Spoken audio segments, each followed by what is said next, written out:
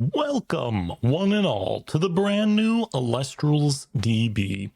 Thank you to everyone who over roughly the past 2 months has been contributing to giving me feedback on the brand new website, and I am very happy to have now launched the website as the main URL.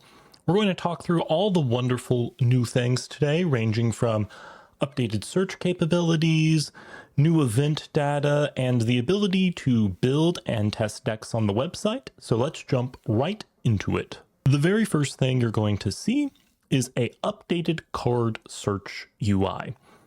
There's a number of aspects to this. The first one is that you can now pull up filters in the UI, and it will go ahead and build these fancy search query strings from the old version of ElestralsDB. If you had learned the old search query strings, they still work, but otherwise you can use this filter system over here, and it will go ahead and build the search query strings for you. It's a very nice system. I hope you enjoy it. If you want to get fancy and be able to type things in manually like I do, you can simply play around with the filters here and learn how to do that now. The prints and cards have also been collapsed into one thing. So by default here, you're going to be seeing one printing per card. And what it's going to do is it's going to choose either the quote-unquote default printing for the card, which we do our best guess to estimate based on the set it originates in, or if you do a printing aspect, let's just say we only want to see serial cards. A card may have more than one serial, or a better example of this is a stellar. And so what this is going to do is it's going to show you only cards that have a stellar rare, and actually we can say we don't care about serial, but we do care about the rarity. So we're going to see everything that has a stellar rare here. Now, some things have more than one stellar rare, such as ambrosia. So if we go to all prints instead of single print, we can see the second stellar printing of ambrosia will now show up. You also have an option on the display, whether or not you want this combined display of image and text, whether or not you just like images in your search results, or maybe you're trying to just read through things and you only really want to look at the text. You can change this result display however you would want, and the website will go ahead and remember this for you on your device. So if I go back here and then go back to cards and then do more searches, you can see here it defaults to only showing a card image. So I hope the new card search interface is delightful for you. Next up, we have a change to the individual card pages. This has been streamlined since it now combines both printing and card information. We can see on the right-hand side here, we have the picture of the card, the text of the card, and we have different printings for the card down here. So I can click on any one of these and see the different attributes of this particular print. We still have rulings like before, and spoiler alert, but ElestralsDB now lets you log in with your Discord account. If you are logged in, you can actually suggest rulings to add to a card. And then I, as the site admin, can see all the suggestions you've put in and choose to approve or reject them. You now also still are able to see the decks. This works a bit differently than it used to. There used to be like an inspiration section and a top section. It's now just one combined deck interface, but what it does is it shows you by preference tops, and then when it runs out of tops to show you, it will then show you other options. Like you can see if we go all the way down here, we see a number 11, an 11th place deck, for example.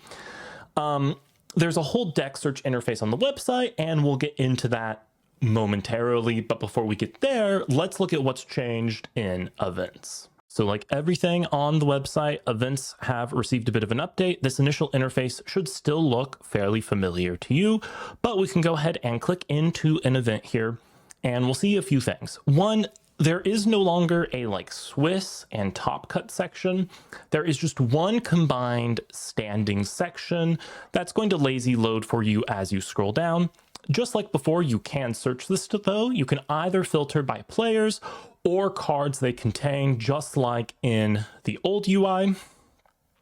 So all the features you're familiar with are still here, with a few other niceties, such as being able to see the spirits that the deck had. And for newer events from the new Play Network where we have extra data, you can see the record that this deck had in the various stages. So you can see the top cuts and the Swiss records here. And if we scroll down, we can see the Swiss records for people who didn't play in top cut.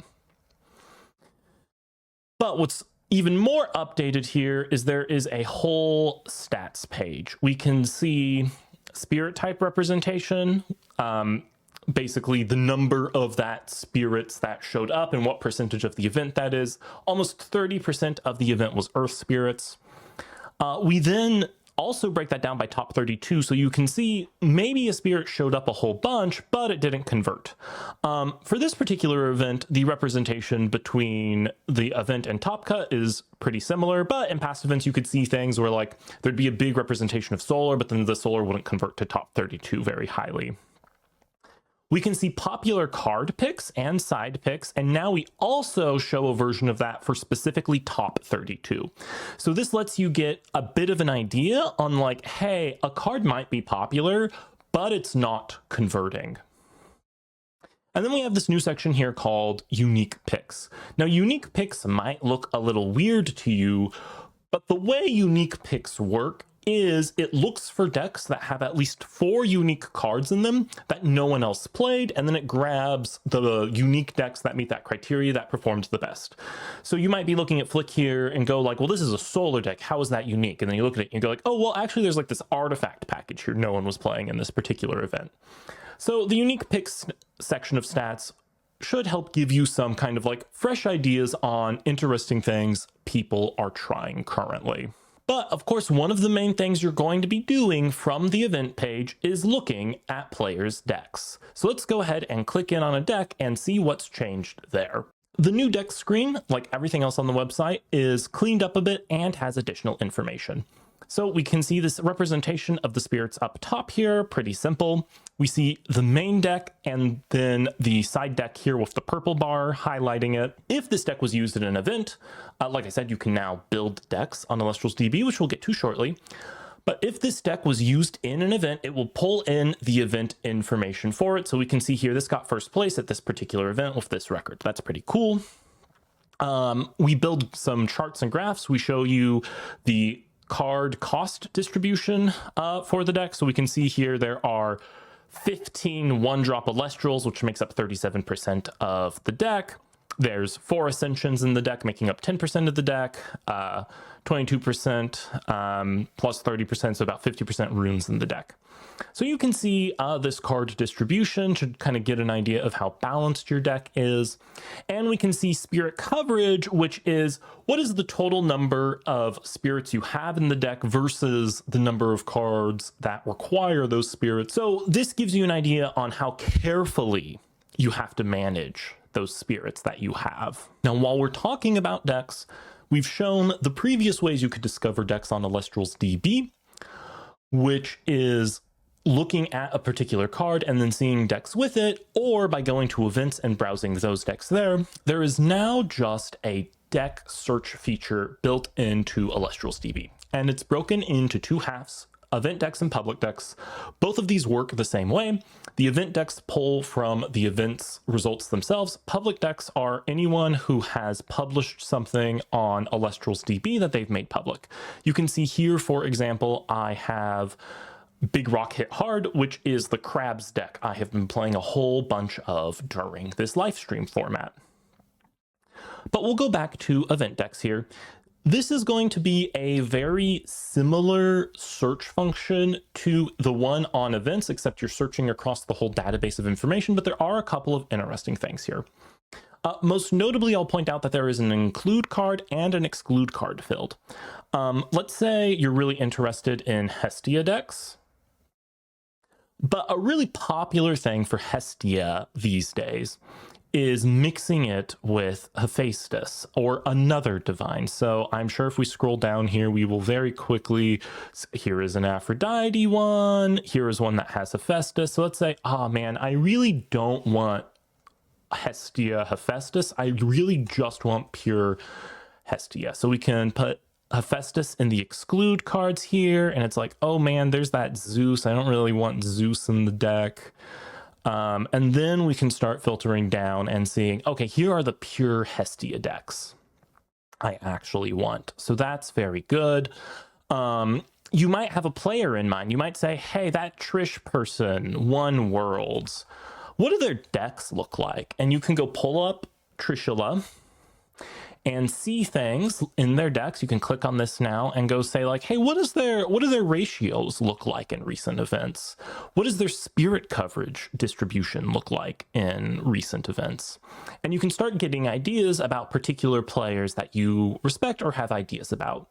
So I hope that you find this new deck search function super helpful. Now you've probably noticed the Mine a New Deck button up here. Mine allows you to browse decks, and New Deck allows you to create a deck. Now, I'm going to do something a little different here though, because there are actually a lot of different options on decks now. If you click these three dots, you can download, test, and duplicate. Download is going to give you an EDK. Test is going to drop you into this little user interface, which is quite interesting. It's just a very bare bones manual sim. So you can see I can go ahead and shuffle here, and I can draw 1, 2, 3, 4, 5 cards. Oh, cool, I drew Amp Up. I can go Amp Up effect, drag that to the underworld, drag my Thunder Spirit to the underworld, and then go get my, where's my Champ Up? Where am I Champ Up at? There's my regular Amp Up. There's my Champ Up. And we can start comboing here. We'll throw the Champ Up down. We'll throw the Thunder Spirit on it. And you can extrapolate from there, I'm sure. So this is a very cool feature, which I've been using a lot to test my decks. I hope you find it helpful. You can literally just pull up a deck from an event and go, hey, I'm curious how this deck plays, and get a quick answer to that. Now, let's say you really, really liked that deck. Instead of building it from scratch, you can go click duplicate here if you're logged in, and it will go ahead and drop you into the deck editor with this deck. And we can go ahead and rename it here and say My Thunder. So we have this little search bar here. We can search for Bronto and pull up Brontoglow here. There's two ways to be able to interact with this deck editor. You can drag them in like this. You can drag them out back into the search area. You can also just click on them and you get some plus and minus buttons here and the details on the card. It makes it easy to move things around. So it's a very, very simple deck editor here, but we can click done on this. And now you have your Thunder deck. You can see the stats on it. You can edit it. You can test it. If you want other people to be able to see it, you can publish it. And of course, you can delete it. So that's a very quick introduction to your ability to build and edit decks on the new ElestralsDB. So I hope this introduction to the new ElestralsDB has got you excited about the potentials for data you can pull and the tools that are available to you. I've been asked a couple of times in the past whether or not I have a Patreon, and the answer to that is now yes. I'm more than happy to spend my personal time on creating some of these tools because these are tools I'd like to have for myself. So I don't expect anyone to come support me on Patreon, but if you want to be a part of ElestralsDB and helping keep the servers on and reliable for people in the community, you're welcome to come support on Patreon and get your name in the nice little scroll wheel here. And there is an ElestralsDB Discord. I hadn't really published that, but now that the site has more features and things going on with it, feel free to come join that Discord and let me know if you run into bugs or you have suggestions or feedback. I have plenty of ideas coming for ElestralsDB in the future, so I'm really excited to have this launched because this gives me the platform I need to really dig in and do more things with it. I hope you really enjoy this tool and you're loving Elestrals like I am, and I hope you have a wonderful day. Until next time, happy clashing, my fellow casters.